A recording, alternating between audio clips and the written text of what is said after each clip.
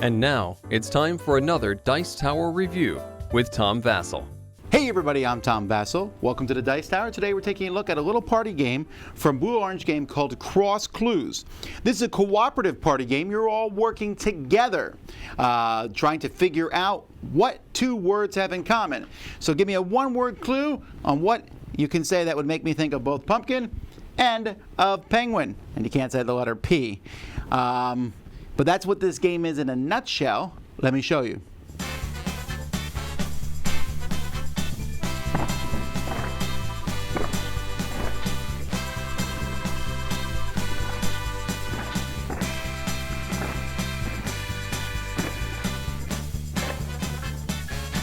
In this game, you're going to set up a grid depending on how difficult you want the game to be. This is a medium difficulty, a 4x4 grid.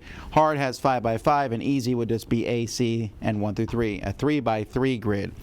You're going to take the appropriate cards for the grid and shuffle them together. This is B5, for example. It would be used in the expert grid. You're going to shuffle these together, and then one person is going to be the clue giver, and they're going to have 5 minutes for the game, or 10 minutes if you're playing an expert game. You'll just reflip the timer, and the timer begins. And as a group, you're going to try to see how many cards you can get. So what you'll do is you'll draw a card. For example, I drew B3 here, which is banana and bus. These are going to be different in every game. The clues, there are double-sided cards here, so these were just randomly put out here. So banana and bus, and I, as the clue giver, have to give you a word that matches those. So I might say yellow, for example. Now you sit there and say, okay, yellow banana makes sense. Does that work with cape, dinosaur, bus, and red? And as a group, players are going to pick one. Now hopefully they'll pick banana and bus, because in America, most buses are yellow, but maybe they'll say it's banana and red. Yellow is a color, just like red and banana. Whatever, they make one guess. If they're correct, you put that card out in that spot on the grid. If they're incorrect, you put the card aside without anyone knowing what it actually was. So now that you're playing, and you're the audience here, my next clue here, I drew another card, would be superhero. So as you look here, you're trying to figure out where would superhero go in this grid. And that is actually teacher. So it's teacher and cape, because teachers are superheroes and superheroes wear capes. Or maybe here's another one, antique would be my word for the next one. So what fits in here under antique? You can pause the video and try to figure it out. But actually, the answer for me would have been couch and dinosaur, D2. The next clue would be school. Oh, that's an easy one. That's an easy one for you to guess. And that one would be teacher and bus. And the next one here is cloth. You'll notice that it's getting easier as we go through, because more and more of the letters are filled up. Cloth here would be couch. Couch and cape, both made of cloth. And then the next one, oh, I don't even know this one here. And see, here I'm stuck with A1, for example, pirate and cape. I can't think of a word, but maybe you can. Meanwhile, all this time, the timer is running out of sand, and so players are having to get this done in that time frame. And then when you're done, you're simply going to look in the book, and it will tell you how well you did based on how many cards you got.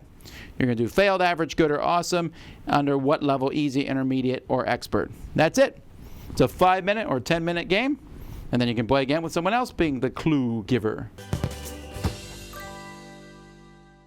In my particular game, the timer didn't work very well. Sand timers can be fickle that way, but we just used a 5-minute timer on the phone. We found out to be easier. And you can play without the timer too if you want. There's lots of different words on these cards, and I like that they're double-sided. Sometimes the words are much different than you might expect. You know, we have cat and spring, camel. Like camel, how many different things are you going to use with camel?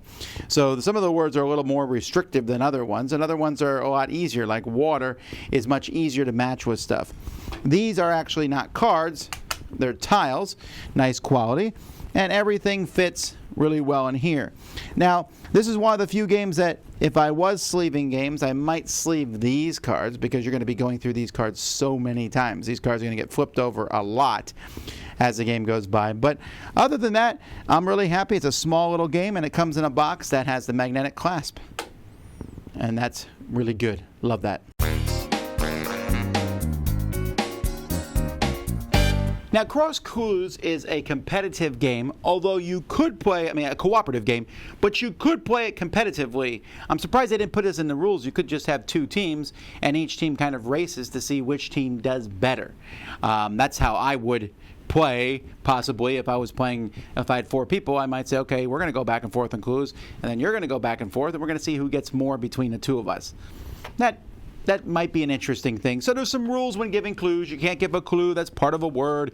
You can't give a clue that's already been said over the course of the game, which I find interesting. But there's a good reason for that, because if I say banana and you're like, oh, it's B2. I'm like, no, not B2. Later on, if I draw B2, I'm going to say banana. Just so you're like, oh, well, now it must be that spot. So that's a good rule. The game is quick. It's not that difficult, honestly. And I should point out there's a very popular party game out there called Codenames. And there's going to be a lot of comparisons, I think, between this and Codenames, because in Codenames you have multiple words and you're trying to give a one-word clue. But Codenames is a slow, thoughtful, clever game. This is more of a fun, fast game, and you don't have to be super brainiac to win this. You just need to give a one-word clue. And sometimes the clue is obvious, sometimes the clue is hilarious, sometimes the clue is totally off. But either way, the game is so fast it doesn't matter. Like I said, it's a 5 or 10 minute game. And that's pretty good for a party game. And cooperative party games are a rarity as it is anyway. So you just have a fun time playing. And the combinations are endless, even with the small amount of cards that are in there. Each one has 4 words on it, 2 different sides. They're going to be mixed up in different ways in the grid. It's a really fast setup, really fast play time. This is the kind of game that you could even play at a table while you're waiting for your meal, because it's that quick. You just need a little place to put up your grid and you play. It's a good game to travel with. This is a pretty impressive little game. I like it a lot. It works well with kids, works well with adults, with families. Overall, I'm impressed with this one. One of the best party games I've played in a while. That's Cross Clues. I'm Tom Vasel. We'll see you next time. Dice Tower Judgment approved.